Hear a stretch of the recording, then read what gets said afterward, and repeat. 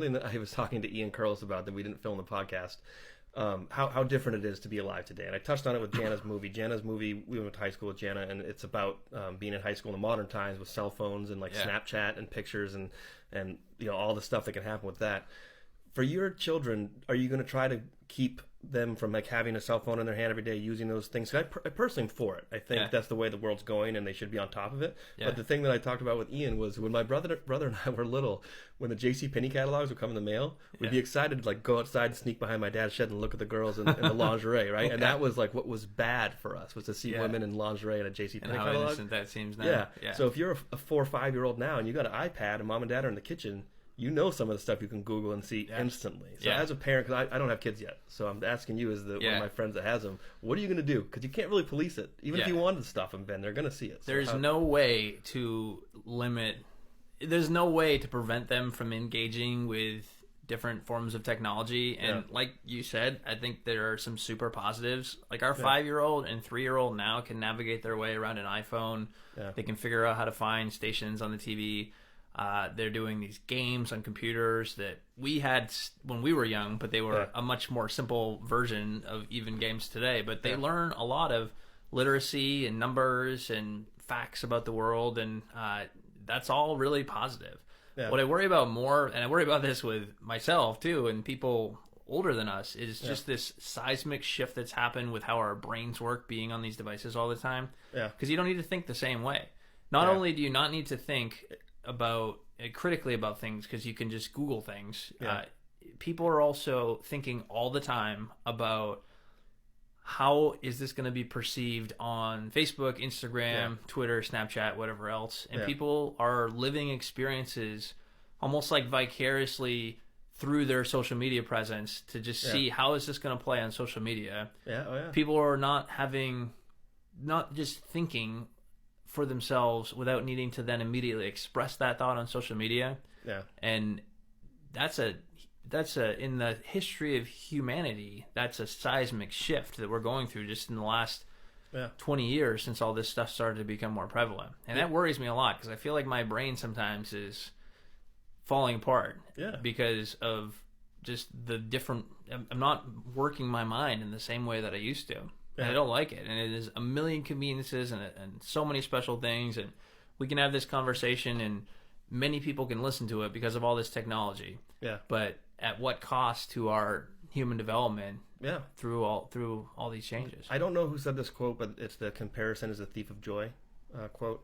And I can't agree with that anymore. Like that is...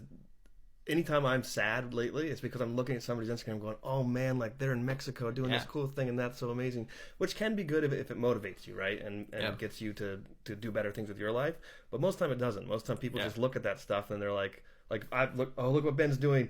Ben's mayor. I can't believe Ben's mayor and I'm home watching Netflix, and it's when, like you said, in human history, there was always that kind of high school mentality, whether you're in high school, college, comparing yourself to your peers. But then eventually you'd graduate from that and get in the real world, and that was the end. Now, like you said, even my own grandmother's on Facebook, and I don't know if she's comparing herself to her friends, but I'm sure she is. Like, oh, she gets to go out more often than I go out, or she's hanging out with her grandkids more often. It's the same thing. How could you not? There's lots of studies out there, and especially with older people, actually, that correlate depression with the amount of time you spend on Facebook. And the more you scroll through... I feel the same way at night when I should actually be going to sleep, or let alone reading a book or something, like something substantive. I just scroll through Facebook and then you feel like an erosion somehow in your spirit. It can be depressing. So what we're saying, if you're listening to this podcast, turn it off immediately. No, I don't mean to vilify technology. Obviously, it's amazing, and it is the next step in human evolution, and it needs to happen, and we can't stop. Even if you and I hated it, and we're like, no. Once again, it's going to happen. Your kids are going to have an iPhone, or whatever's coming next. But it literally will rewire your brain. We're talking about math class, right? I don't think I can do math anymore because I just use my phone every time. Like if I had to stop and be like 8 times 8 plus 32, I'd be like, what? So I feel the same way, and I don't know how you get around that because it's so ubiquitous throughout society now. I mean, our oldest is 5 years old and he's not on social media or anything, but he can get it. I feel like he can get attached to screens really easily with it. But the flip side of that is my whole political base image has been so cultivated through Facebook, especially. I've got a great Facebook page, and the people I engage with on there who follow my page, I love them, and I get good feedback and support and suggestions.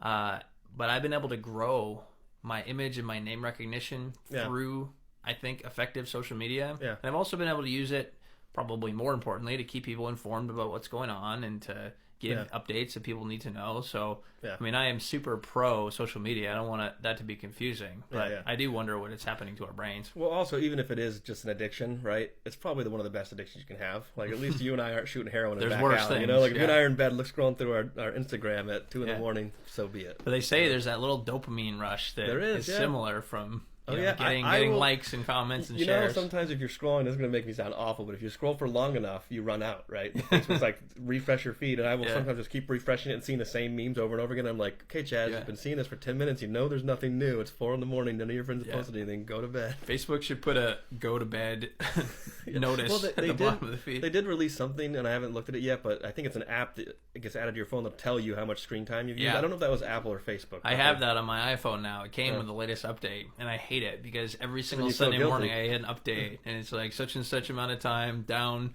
or up 22% from last week, and I just think, oh my god, this is terrible. It's the same feeling I get when you're watching Netflix, and it's like, are you still watching? And that's their way of saying, you've seen like 4 hours worth of television. Are you alive still? Have you passed out on your couch? Yeah. But once again, there's no stopping it. I think, and I'll go on record saying this too, if they could implant internet in my brain, I'd do it. Yeah. You know, I think ultimately we're headed in that direction. I don't want to say cyborg, but something along those lines. Yeah, your brain will be meshed with the technology. I'm wearing contacts. You've got glasses on your face. We're using technology right now. Yeah. Like, granted, this is an older form of a watch, but I've also got the watch in my pocket now. Like, Google has made us almost cyborgs in a way. Yeah. Well, the technology, it does this to us because we're all human beings, and we're subject to whether it's temptation or greed or jealousy, and it would play out those very human emotions through our interactions with technology. So until humans become perfect, which is never going to happen, the technology is always going to enhance the good in us, but also the bad in us as well. And I don't know. It's just never going to change. The technology, the kids growing up now will never have known a period. Like you and I at least remember a time before logging into AOL and having the modem scratching sound and having to walk across the floor to actually answer a phone that's attached to a cord on the wall. And all the kids after us that aren't going to have remember that or experience that. You know what's funny about that too is when the movie The Matrix came out, it blew my mind, right? To think about that concept of maybe we're in a video game, so to speak, or whatever, because we knew life before that. If you're born now and all you've ever known is this, I can't even imagine how they view reality. They must think that this is just one dimension out of many, which maybe it is. Yeah, you know? But I mean, you can be in touch with virtually any person you've ever met, though, instantly. Yeah, how weird is that? Yeah, any person from any context in your life, high school, college, work, travel, anybody you've ever met and had a relationship with in any form, you can send a message to them right now. Yeah. And that's the only time in human history that's ever been possible. I haven't started doing it yet because you're only the third guest. Which, by the way, to rewind, I should have had Ben be the first guest because the first podcast I ever went on was Ben's podcast, the main show, right? That's right. Yeah. So we wanted to plug that for you. Go check out Ben's podcast if you like what he's saying now. He's got over 150 episodes. Yeah, like 120 or so. Yeah. So I was going to say, I haven't started doing it yet because this is just the third episode. But I was going to try to do a live stream of these conversations. So think about that somebody can sit and listen to us live as we're having this. Yeah. Right? Like when I was a little kid, if I wanted to go see John Gillis, I had to get on my bike and ride to his house. Yeah. Or pick up and call his mom and say, hey, is John there? I'm going to be there in 15 minutes. Make sure he's there. Yeah. You know?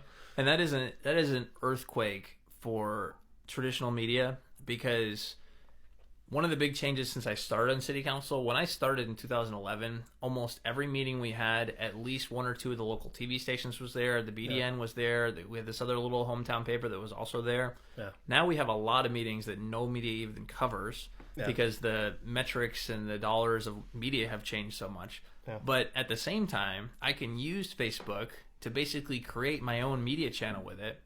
Yeah. Certainly through podcasting, but I can do a Facebook Live video and just talk about what we're working on in City Council. Yeah. And it's basically a local news report. I'm not going to lie, I felt bad for you when you first got elected because I was like, wow, Ben's elected in the age of social media. So I would see people posting things on your wall and tagging you and things, and I myself did it too. And one day I was like, oh, I should probably stop publicly tagging Ben because he's probably at home with his wife looking and going, why is Chaz tagging me in this thing about Bangor that he wants fixed? Like, it's okay.